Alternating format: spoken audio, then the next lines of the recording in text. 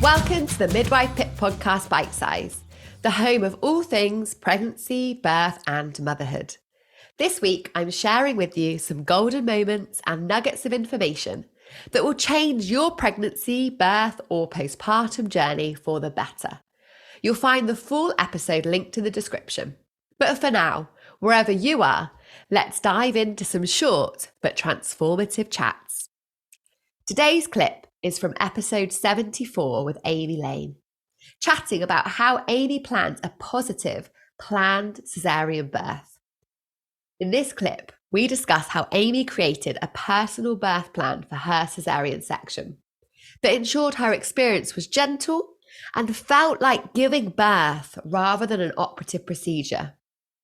We can honestly learn so much from Amy's experience, and I recommend listening if you're an expectant mum or a healthcare professional working in a birth space. I didn't know this was happening, but they'd gone into theatre and they'd discussed how they could basically change the setup of the curtain to actually facilitate having the cord still attached and then him on my chest. And it was something that they just don't normally do. But because I'd requested it and she obviously knew my reasons why, she just went away and figured it out and problem solved. And so this is very long, I'm sorry. And so we went into theatre and we had Lighthouse Family playing, Lifted. Love it. And great choice. Great choice, yeah. And then I had the anaesthetic done, and this isn't on Instagram because I kind of didn't want to scare anyone, but I had another high spinal experience. So I know. What is your back doing? Well, I know there's something going on with it. But luckily enough, because they knew the backstory, they caught it just in time. And so actually it was fine. They sorted out the pain, the anaesthetic. And then when that was all calm and there was no more drama, they led me down. And that's when the positive experience really did start. And I'd asked them not to do, I'd asked for no kind of theatre chat over my head. And I just really wanted to zone in on my breathing and my music. And I just didn't want to know what people were having for lunch. And you shouldn't when you're about to birth your baby, hear what Denise did at the weekend. And so exactly. And so, I'd asked for the lights to be dimmed. And actually they couldn't do that because of the theatre. So they just, they turned them off, and then there was windows, and then she had on one spotlight. So it was just a really kind of calm environment rather than staring up at bright lights. And then little did I know that they'd done this theatre setup with the curtain. So actually when they passed him to me, they put him straight on my chest, and then they rubbed him down on my chest, and the midwife kept doing all the checks to make sure that he was pinking up and he was fine, and his breathing scores were okay. And he didn't leave me for an hour until we got back to the room. And then then he was taken off me. Well, he wasn't taken off me, that's the wrong phrase actually. Then when I was ready, I handed him over, they weighed him, and that was that. So yeah, it was that kind of that calm experience in theatre that I just hadn't imagined that could happen. And also when she did the incision, she did actually do a much smaller incision, and they tried to walk him out.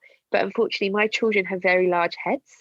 And so he wasn't coming out that easily. And so she did actually have to make it slightly bigger on one side to get out his very large head. But yeah, it was amazing. And it was calm, and there was the music, and it was just us, and he stayed with me. And it was everything, I suppose, that kind of final pushing stage is just in a different, it just looked different, but I felt like we emulated as much of the kind of the final stages of labor as possible, and that's what I walked away from going, that was positive. And looking back now, obviously it was it sounds beautiful, Amy. It sounds beautiful and empowering, and like you were really listened to and you had individualized birthing care, which is so important. Looking back at it now, do you think that your birth with Beau has gone some way to heal your birth with Huxley? I know that was like awfully traumatic and there's so many pieces to that puzzle, but do you think it's played a part in helping you heal? Yeah, I really do, because I think it has, for two reasons. Number one, I got to have that kind of like newborn bubble, and I just didn't have it with Huxley. And the more I speak to women who have had traumatic experiences, they're like, yeah, I didn't have it either. And I constantly felt guilty about that at the time.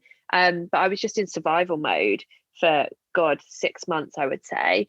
And so with Beau, I had it, but I also do feel a little bit guilty that I didn't have it with Huxley, because I think having a calm birth and having the newborn bubble made me realise what I'd missed out on before.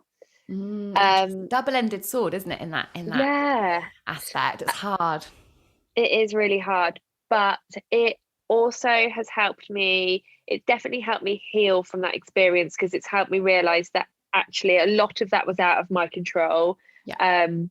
And it wasn't about my terrible choices. It wasn't about like my body failing me. It was about, unfortunately, a bad run of events. And so I suppose this birth like reinstilled my confidence in myself, in my decisions, in my body.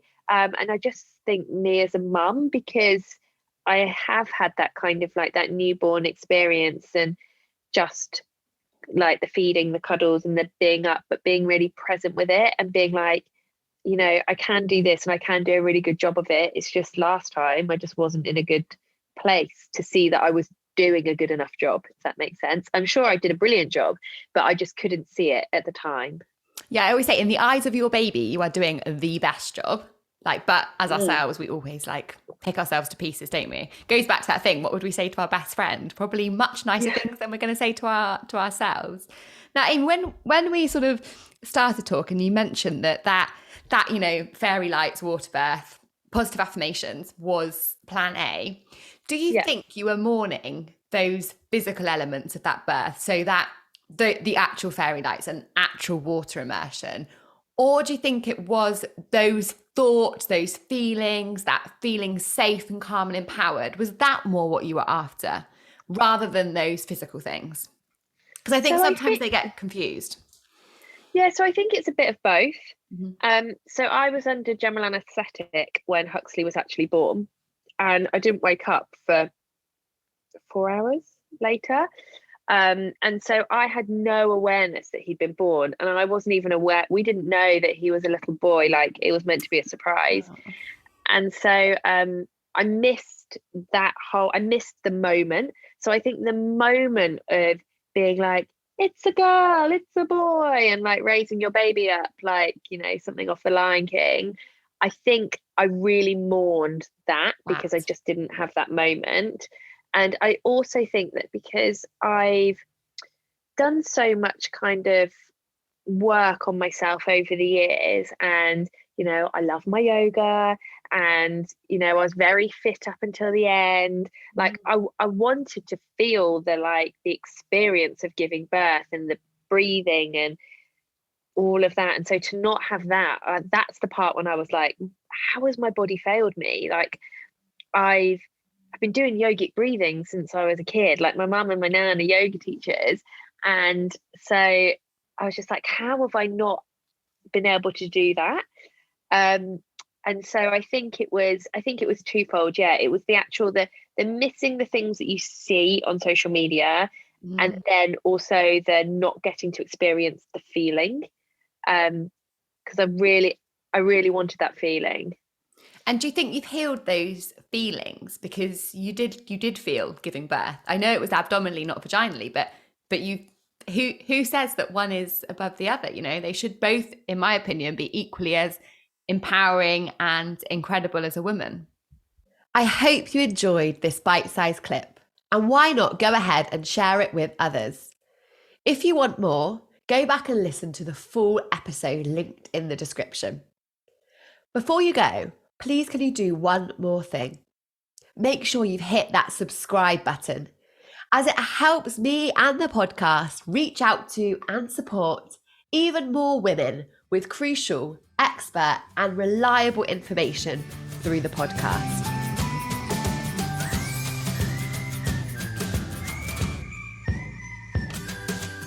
I'm Laura. I'm Lauren. And this is Go Love Yourself. She went, you're 26? I was like, size 26? Yeah. And she was like, oh, right, that makes sense. This is the show where we're learning to love ourselves a little more and taking you along with us. I grew up never seeing anybody that looked like me, and that made me feel like not part of society, like almost like not a woman, because I just never felt like I fit in. If you've got a relative that is mean about your body, Laura, what do we say to them?